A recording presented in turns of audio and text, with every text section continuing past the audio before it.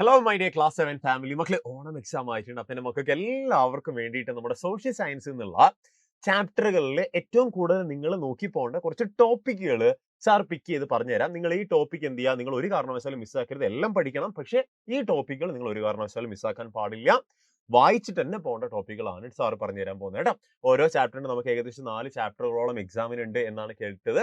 സ്കൂളുകൾക്ക് അനുസരിച്ച് അത് മാറാൻ ചാൻസ് ഉണ്ട് ഒബ്വിയസ്ലി. പക്ഷെ നമ്മൾ ഈ 4 ചാപ്റ്ററിൽ നിന്നുള്ള ഇമ്പോർട്ടന്റ് ആയിട്ടുള്ള ടോപ്പിക്കുകൾ നമ്മൾ നോക്കുന്നതായിരിക്കും കേട്ടോ ഈ വീഡിയോയിൽ. അപ്പൊ നമുക്ക് ഇപ്പൊ തന്നെ നമ്മുടെ ചാനൽ എന്ത് ഒന്ന് സബ്സ്ക്രൈബ് ചെയ്ത് വെക്കുക, ബെൽ ബട്ടൺ ഒക്കെ അമർത്തി വെക്കുക, മാക്സിമം നിങ്ങളുടെ കൂട്ടുകാരിലേക്ക് ഒന്ന് ഈ വീഡിയോ എത്തിക്കുക. എന്നിട്ട് പറയുക 7ാം ക്ലാസ്സിൽ നമുക്ക് അടിപൊളിയായിട്ട് പഠിക്കണം. സോഷ്യൽ സയൻസ് അഥവാ ഈ പറഞ്ഞിട്ടുള്ള സാമൂഹ്യ ശാസ്ത്രം എന്ന് പറഞ്ഞ വിഷയത്തിൽ നല്ലൊരു മാർക്ക് മേടിക്കാൻ സാധിക്കും നമുക്ക്. എന്ത് ശ്രമിച്ചാൽ ആദ്യത്തെ 2 ചാപ്റ്റർ പിന്നീടുള്ള 2 ചാപ്റ്റർ നിങ്ങൾ നോക്കിക്കഴിഞ്ഞാൽ എളുപ്പത്തിൽ നല്ല മാർക്ക് മേടിക്കാൻ പറ്റും. അപ്പൊ ഇപ്പൊ തന്നെ കമന്റ് ബോക്സിൽ ഇതുപോലുള്ള വീഡിയോസ് എന്റെ മക്കൾക്ക് വേണമെങ്കിൽ യെസ് സാർ എന്ന് കമന്റ് ബോക്സിൽ കമന്റ് ചെയ്ത് കഴിഞ്ഞാൽ സാർ ഇങ്ങനെ ഒരുപാട് വീഡിയോസ് ആയിട്ട് എന്റെ മക്കളുടെ മുന്നിലേക്ക് വരുന്നതായിരിക്കും കേട്ടോ. നോക്കിക്കേ, ഓണം എക്സാമിന് ആദ്യത്തെ ഒരു ചാപ്റ്റർ ഉണ്ട് നമ്മുടെ മിഡീവൽ ഇന്ത്യ എന്ന് പറഞ്ഞ മധ്യകാല ഇന്ത്യ എന്ന് പറഞ്ഞ ചാപ്റ്ററിൽ നിങ്ങൾ കുറെ കാര്യങ്ങൾ പഠിക്കുന്നുണ്ടാവും. പക്ഷെ അതിൽ നിന്ന് തന്നെ സാർ ഇവിടെ പിക്ക് ചെയ്ത് വെച്ച കുറച്ച് കാര്യങ്ങളുണ്ട്. Medieval India, society, resources and trades എന്ന് പറഞ്ഞിട്ടുണ്ട്. മധ്യകാല ഇന്ത്യയിലെ സാമൂഹിക ജീവിതം, കൃഷി, വിഭവങ്ങൾ, വ്യാപാരം തുടങ്ങിയ കാര്യങ്ങളെ പറ്റിയിട്ടൊക്കെയാണ് ആദ്യത്തെ ഒരു ടോപ്പിക്കിൽ നിങ്ങൾ നന്നായിട്ട് പഠിക്കേണ്ടത്.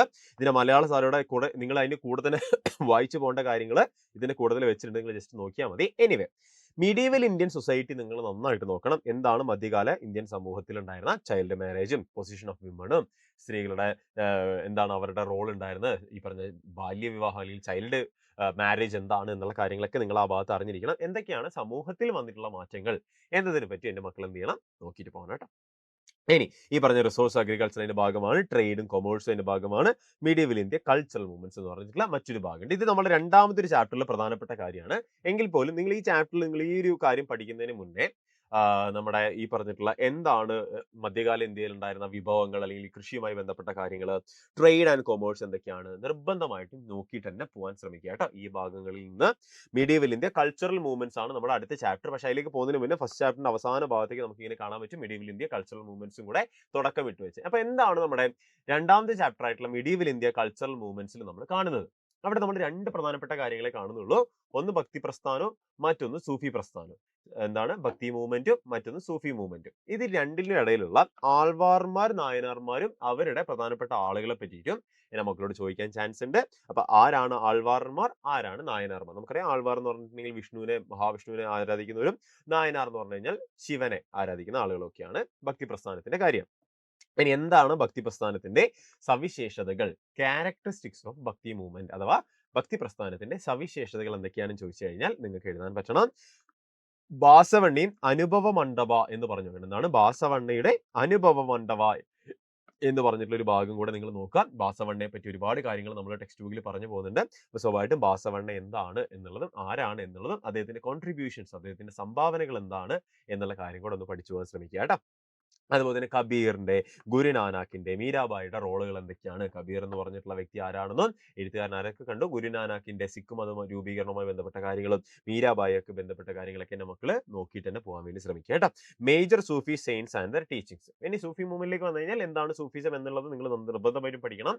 അതിന് കൂടെ തന്നെ ആരൊക്കെയാണ് പ്രധാനപ്പെട്ട സൂഫി സെയിന്റുകൾ എന്നുള്ള കാര്യം നിങ്ങൾ ജസ്റ്റ് അറിഞ്ഞിരിക്കുക. ഒരു ടേബിൾ ആക്കി നമ്മുടെ ടെക്സ്റ്റ് ബുക്കിൽ കൊടുത്തിട്ടുണ്ട്, അതൊന്ന് വായിച്ചു പോകാൻ വേണ്ടി ശ്രമിക്കുക കേട്ടോ.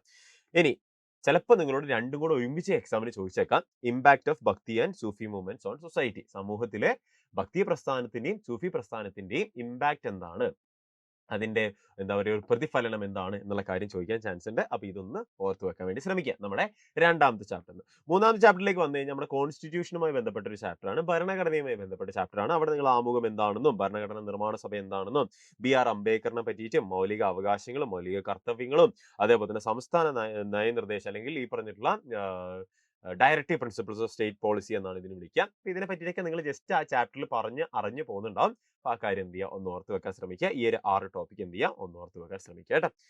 ഇനി ഈ പറഞ്ഞിട്ടുള്ള അതിനെ കുറച്ച് ഡീറ്റെയിൽഡ് ആയിട്ട് സാറോട് വെച്ചിട്ടുണ്ട്. എന്താണ് കോൺസ്റ്റിറ്റ്യൂഷൻ എന്നും ഇമ്പോർട്ടൻസ് ഓഫ് കോൺസ്റ്റിറ്റ്യൂഷൻ എന്താണെന്നൊക്കെ ഇവിടെ വെച്ചിട്ടുണ്ട്. അത് നിങ്ങൾ എന്ത് ചെയ്യുക, ഒന്ന് നോക്കിയിട്ട് പോവാ. ജസ്റ്റ് സാറോടെ വെച്ചെന്നുള്ളൂ സ്ലൈഡിൽ. ഇനി നമ്മൾ നോക്കാൻ പോകുന്ന കാര്യം വെച്ചിട്ടുണ്ടെങ്കിൽ അവസാനത്തെ നമ്മുടെ എക്സാമിനുള്ള ഒരു ചാപ്റ്റർ ആണ് ഇൻജസ്റ്റിസ് ടു ജസ്റ്റിസ് അഥവാ അനീതിയിൽ നിന്ന് നീതിയിലേക്ക് എന്നുള്ള ഒരു ചാപ്റ്റർ. സ്വാഭാവികമായിട്ട് ആ ചാപ്റ്ററിൽ നിങ്ങൾ മാർജിനലൈസേഷൻ അഥവാ അരികുവൽക്കരണം മലയാളം കൂടെ പറഞ്ഞു തരുന്നുണ്ട് കേട്ടോ. അരികുവൽക്കരണം എന്നുള്ളത് എന്താണ് എന്നുള്ളത് നിങ്ങൾ പഠിച്ചു വെക്കാൻ. ഉറപ്പായിട്ടും അത് എക്സാമിന് ചോദിക്കാൻ ചാൻസ് ഉണ്ട് 2 മാർക്കിനൊക്കെ. ഇനി എന്തൊക്കെയാണ് പ്രധാനപ്പെട്ട സോഷ്യൽ റിഫോമിംഗ് മൂവ്മെന്റ്സ്, അതുപോലെ തന്നെ ആരൊക്കെയാണ് സോഷ്യൽ റിഫോമേഴ്സ് എന്നുള്ള കാര്യം ചോദിച്ചിട്ടുണ്ട്. അപ്പൊ നിങ്ങൾ എന്ത് ചെയ്യുക, ആ കാര്യം ഒന്ന് ഓർത്ത് വെക്കുക. മാർജിനലൈസേഷൻ ഇല്ലാണ്ടാക്കാൻ വേണ്ടിയിട്ടുള്ള കാര്യങ്ങളെ പറ്റിയിട്ടൊക്കെ നമ്മൾ ആ ഒരു തുടക്ക ഭാഗങ്ങളിൽ കാണുന്നുണ്ടാവും ചാപ്റ്ററിന്റെ. അതിനുശേഷം ദളിത്സിനെ പറ്റിയിട്ടും ട്രൈബൽ പീപ്പിളിനെ പറ്റിയിട്ടും ദളിതരായിട്ടുള്ള ആളുകളെ പറ്റിയിട്ടും ഗോത്ര വിഭാഗത്തിലെ ആളുകളെ പറ്റിയിട്ടും സ്ത്രീകളെ പറ്റിയിട്ടും ഡിഫറൻ്റ്ലി ഏബിൾഡ് ആയിട്ടുള്ള ആളുകളെ പറ്റിയിട്ടൊക്കെ നമ്മൾ എന്ത് ചെയ്യുന്നുണ്ട്, ചെറുതായിട്ട് പഠിച്ചു പോകുന്നുണ്ട്. ട്രാൻസ്ജെൻഡേഴ്സ് ഒക്കെ അതിന്റെ ഭാഗമായിട്ട് നമ്മൾ പഠിച്ചു പോകുന്ന കാര്യങ്ങളാണ് കേട്ടോ. ഇനി ഡോക്ടർ അംബേദ്കറിനെ പറ്റിയിട്ടും കോൺസ്റ്റിറ്റ്യൂഷൻ പ്രൊട്ടക്ഷൻ അഗേൻസ്റ്റ് ഡിസ്ക്രിമിനേഷൻ, ഈ പറഞ്ഞിട്ടുള്ള ഭരണഘടനാപരമായിട്ട് നമുക്ക് എങ്ങനെ ഒരു നമ്മുടെ ഒരു അവകാശം നഷ്ടപ്പെട്ടു പോയി കഴിഞ്ഞാൽ തിരിച്ചെടുക്കാം എന്നതിനെ പറ്റിയിട്ടൊക്കെ ഡോക്ടർ അംബേദ്കറും അതുപോലെ തന്നെ കോൺസ്റ്റിറ്റ്യൂഷൻ പ്രൊട്ടക്ഷൻ അസംബ്ലിയും കാര്യങ്ങളൊക്കെ ഈ പറഞ്ഞിട്ടുള്ള കൃത്യമായിട്ട് പറഞ്ഞു വെക്കുന്നുണ്ട്. കോൺസ്റ്റിറ്റ്യൂഷൻ പ്രൊട്ടക്ഷൻ വെച്ചിട്ടുണ്ടെങ്കിൽ ഭരണഘടനാപരമായിട്ട് നമുക്ക് ഒരു സംരക്ഷണം കിട്ടും. എന്ത് നഷ്ടപ്പെട്ടു കഴിഞ്ഞാലും അതിനെ പറ്റിയിട്ടൊക്കെയാണ് ഇവിടെ പറഞ്ഞു വെക്കുന്നത്. ഇനി അവസാനത്തെ ഒരു സാധനമാണ് എങ്ങനെയാണ് ആളുകൾ ഇൻജസ്റ്റിസ് നിന്നും ജസ്റ്റിസിലേക്ക്, how can discrimination be challenged എന്ന് പറഞ്ഞു വെക്കുന്നുണ്ട്. എങ്ങനെയാണ് ഡിസ്ക്രിമിനേഷൻ നമുക്ക് ഇല്ലാതാക്കുക എന്നും കൂടെ ആ ചാപ്റ്ററിനെ പറഞ്ഞു വെക്കുന്നത്. അപ്പൊ ഇത്രയും കാര്യങ്ങളാണ് നിങ്ങൾ ഒരു കാരണവശാലും മിസ്സാക്കാൻ പാടില്ല എന്ന് പറഞ്ഞിട്ടുള്ള ടോപ്പിക്ക്. 5 ടോപ്പിക്ക് വെച്ചിട്ട് ഞാൻ ഓരോന്നും എടുത്തിട്ടുള്ളൂ. ബാക്കിയൊക്കെ എൻ്റെ മക്കൾക്ക് ജസ്റ്റ് ഒന്ന് വായിച്ചെങ്കിലും വിടുക. ഒരെണ്ണം പോലും മിസ്സാക്കരുത്. ടെക്സ്റ്റ് ബുക്ക് നിർബന്ധമായിട്ട് എൻ്റെ മക്കൾ ഫുള്ളായിട്ട് 2-3 തവണയെങ്കിലും വായിച്ചിരിക്കണം എക്സാമിന് മുന്നേ തന്നെ. അപ്പൊ ഇത്രയേ ഉള്ളൂ മക്കളെ. Thank you so much. അപ്പൊ ഇതുപോലുള്ള വീഡിയോസ് വേണമെങ്കിൽ ഉറപ്പായിട്ട് SR കമന്റ് ബോക്സിൽ കമന്റ് ചെയ്യുക. ബൈ. നമുക്ക് ഇനി കാണാം.